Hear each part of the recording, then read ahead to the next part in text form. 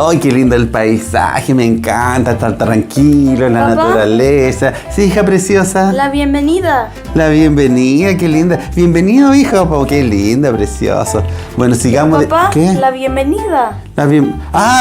Tú quieres que diga bienvenidos, queridos hermanos y hermanas, a otro Ven, sígueme con la familia Zurita. ¿Eso quiere? No, ¿y por qué voy a hacer eso si estamos aquí en este lugar lindo? Papá, ¿Qué? mira. ¿Tu manito? ¿Qué pasó? ¿Te picó un bicho? ¿Qué? No, papá, mira. ¿Qué más para allá? El pelo del Dani. Qué lindo el pelo del Dani. ¿Qué? ¿Qué pasa, hija? ¡Mira! ¡Un reloj!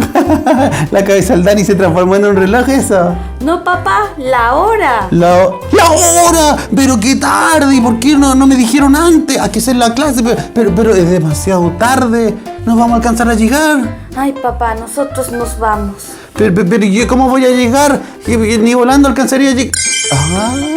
Buena idea. El super papá puede llegar rapidito volando y mucho antes que los niños. Los niños, ¿cuándo van a llegar? Eso voy a hacer. Chao.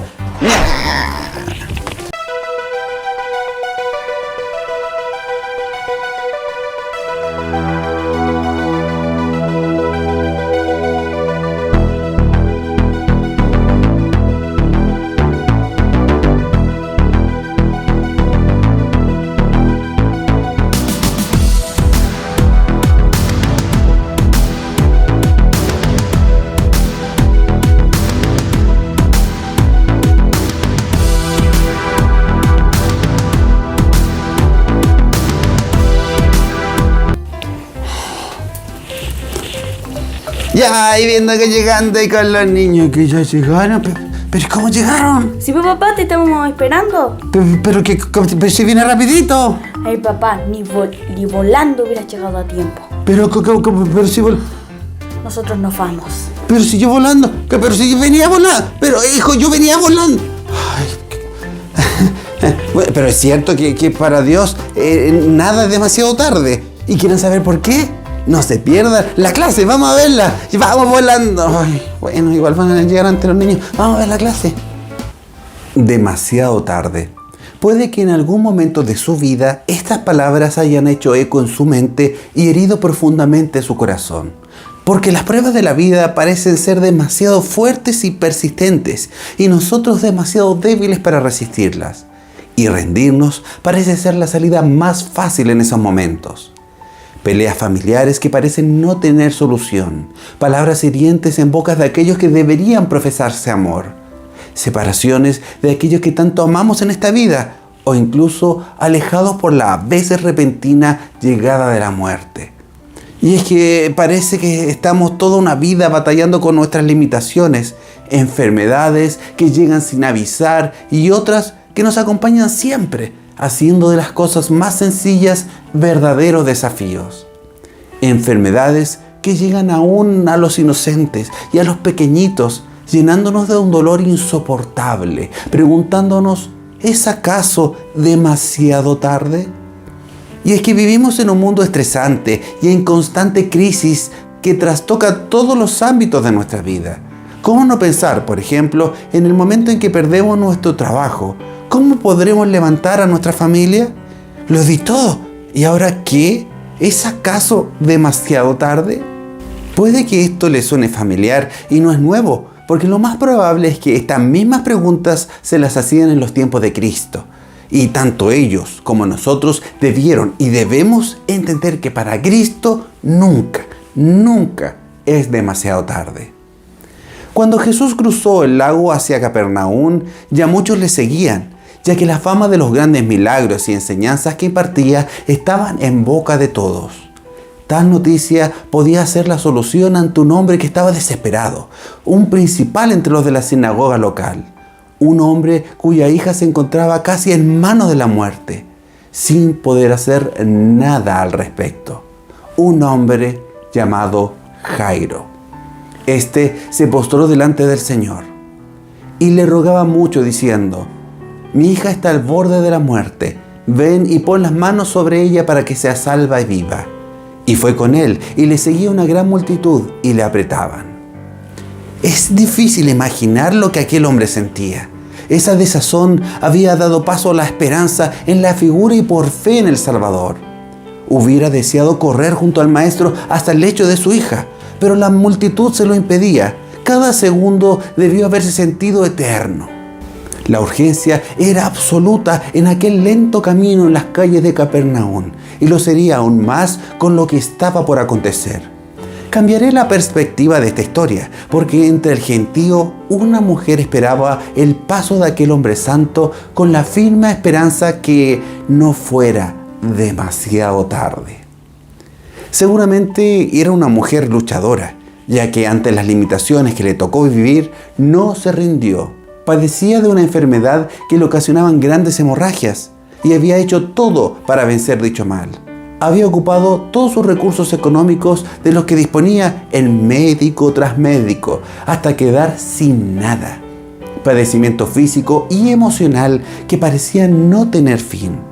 Padecimiento que parecía solo ir en aumento. Sin recursos a su disposición, pudo haber pensado: ¿es que no hay nada más por hacer? ¿Es que ya es demasiado tarde?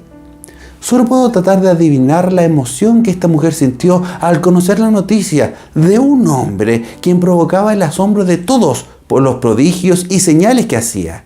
El Mesías prometido, quien sanaba a ciegos y paralíticos. ¿Y por qué no a ella? El corazón debió latirle en forma acelerada y nerviosa cuando la multitud se acercaba, dando paso al Redentor. Rodeado de sus discípulos y un atribulado padre con la urgencia reflejada en el rostro al tener a su pequeñita tambaleándose en el abismo de la vida y la muerte. Pero la fe puede que no haya sido completa para esta mujer. Sabía que podía ser sanada, pero ¿qué tan importante era ella? ¿Acaso podía competir con aquellos que le seguían? La muchedumbre pasó junto a ella y la oportunidad estaba a punto de perderse. Pero en un último esfuerzo se acercó por detrás y sacó fuerzas de flaqueza y no se rindió mientras su brazo se dirigía hacia el Señor. Con solo tocarle era suficiente, solo un poco, y lo logró, haciendo un breve instante el manto del Salvador. Breve instante que fue suficiente para hacer lo que los doctores no pudieron, y su cuerpo cambió y sanó. Debió haberse sentido llena de alegría cuando sintió aquello, o eso creía. Pero la multitud se detenía, porque a quien seguían detuvo su marcha. ¿Por qué lo haría? Debió pensar. Si con tanta urgencia era su andar, igual de importante la razón de su inmovilidad, ¿cuál debía ser? La mujer se llenó de asombro cuando pasó lo siguiente.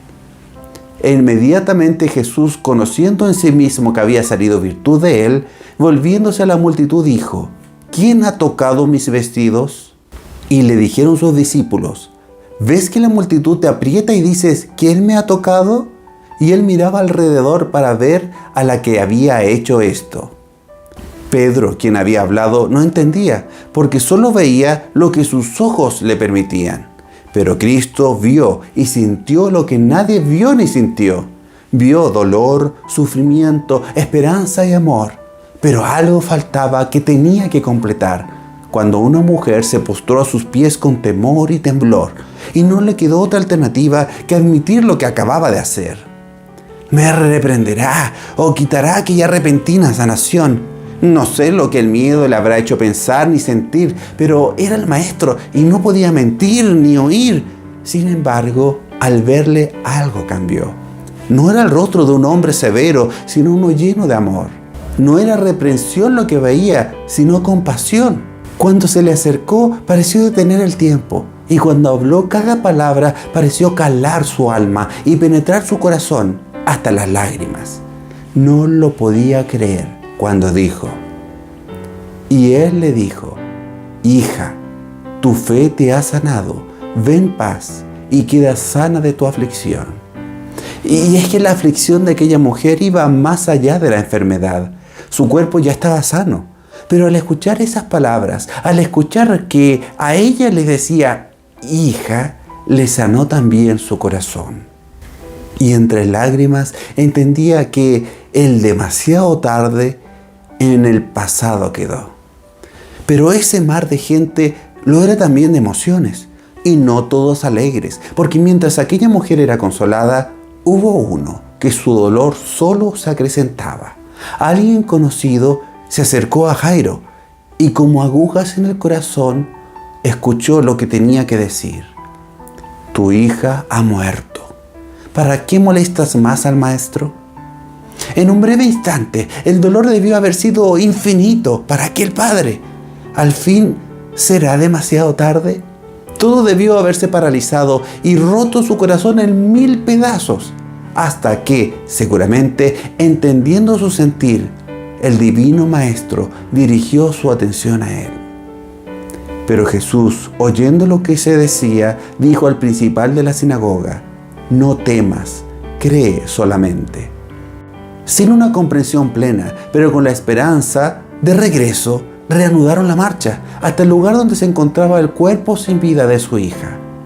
Un cuadro muy diferente a lo que estamos acostumbrados, ya que en esa época los endechadores profesionales inundaban el ambiente con el sonido de flautas y otros instrumentos que se mezclaban con el llanto de los seres queridos para hacer de esa escena un tumultuoso y desgarrador ambiente.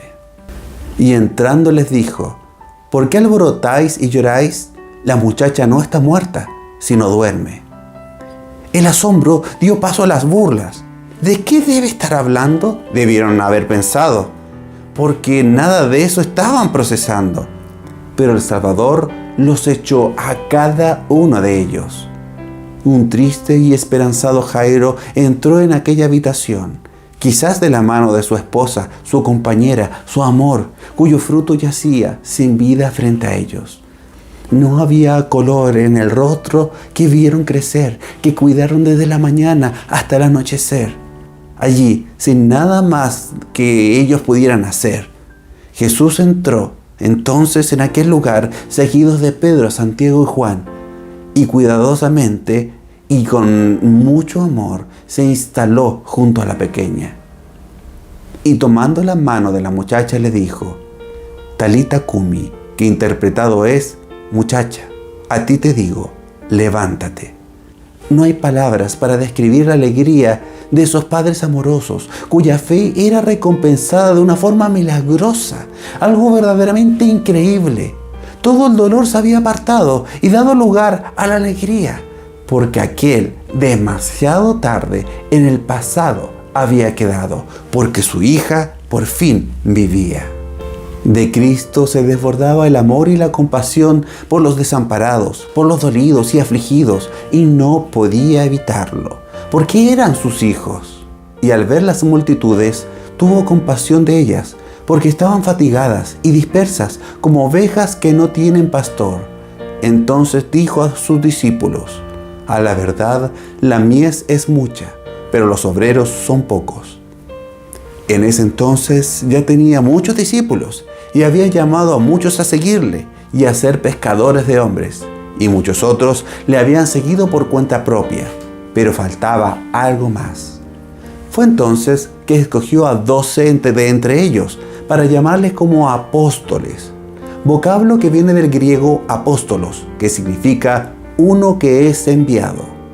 Porque desde entonces sería Cristo mismo quien los enviaría con su autoridad y poder a cumplir su voluntad. Entonces, llamando a sus 12 discípulos, les dio autoridad sobre los espíritus inmundos para que los echasen fuera y sanasen toda enfermedad y toda dolencia. Apóstol es un oficio dentro del sacerdocio de Melquisedec que les confiere poder y autoridad. Son llamados y ordenados a ser testigos especiales de Cristo en todo el mundo y dirigir en su nombre la iglesia establecida por el Salvador mismo. Y así lo hicieron, aún después de su ascensión. Puede que no todos hayan sido especialmente letrados y venían de varios estratos sociales y ocupaciones, pero tenían varias cosas en común. El Elder Talmach se refirió a ellos de la siguiente forma.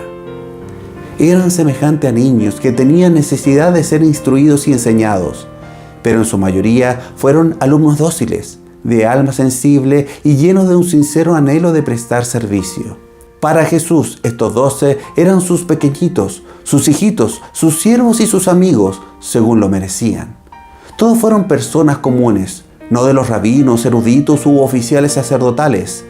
Lo que el Señor consideró principalmente al elegirlos fue su naturaleza interior, no sus logros exteriores.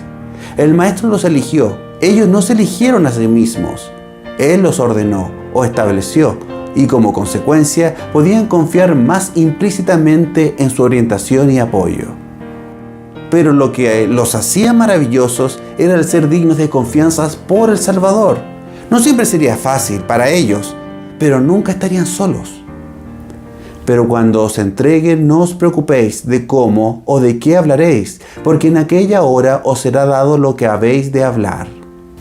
Pues no sois vosotros los que habláis, sino el Espíritu de vuestro Padre que habla en vosotros. Cuando el Señor nos llama, jamás nos dejará solo, sea cual sea la responsabilidad a la cual seamos llamados. No será nuestra capacidad la que hará la diferencia, sino el espíritu con el que lo hacemos, porque el obrero es digno de su salario. Por ende, nunca debemos olvidar quién es nuestro Señor. Esos apóstoles, salvo uno, fueron fieles a su llamado, compartiendo las nuevas que el reino de Dios se ha acercado, llenando el mundo con esperanza, a costa de sus propios sufrimientos, siendo perseguidos y aún martirizados por la causa de Cristo, pero siempre entendiendo que su cometido iba más allá de este mundo. Hoy en día, el Señor sigue efectuando su obra y ha llamado a apóstoles y profetas con la misma comisión de testificar al mundo de la realidad del Salvador. Y así lo están haciendo, listos para que los escuchemos y a Cristo por su intermedio, porque sus palabras son las palabras de Cristo.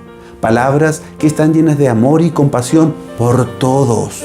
Así es, por amor a usted, hermanita, hermanito, porque Él sabe de su dolor y no le dejará solo.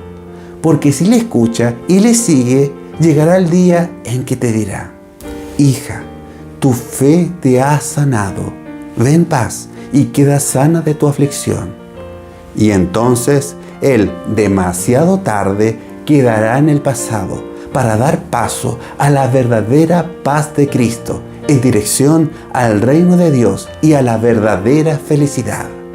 Sigamos estudiando Ven, sígueme.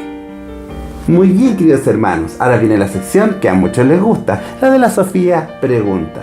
Pero antes y como siempre queremos agradecerles por todos sus comentarios y sobre todo el cariño que nos dieron y que me dieron sobre todo cuando estaba enfermito. Muchas gracias a todos. Y también queremos invitarles a que sean parte de nuestro grupo de Facebook de Ven, sígueme con David Zurita. Allí podrá encontrar los comentarios de los profetas, también las escrituras que leímos durante la clase, para que pueda compartirlos con todos. También los invitamos a que puedan bajar la aplicación de Scripture Plus. Es completamente gratuita, es su complemento perfecto para los estudios de las escrituras y también allí pueden encontrarnos. Y ahora sí, vamos con el comentario de la semana pasada. Vamos a leer un comentario de nuestra querida hermanita Miriam Reiser. Debemos seguir el camino recto y vivir honestamente el Evangelio restaurado, cumpliendo los mandamientos y amar a nuestro prójimo como a mí misma, y también amar a nuestros enemigos. Dios nos ama a todos por igual. Amén. Toda la razón, hermanita Miriam. Y también queremos compartir la pregunta de esta semana. ¿Qué bendiciones has tenido al saber que hoy hay apóstoles? Escriban en los comentarios, también denle like y suscríbanse al canal. Y también compartan este mensaje con todos, para que entre todos aprendamos más del Evangelio. ¡Chao!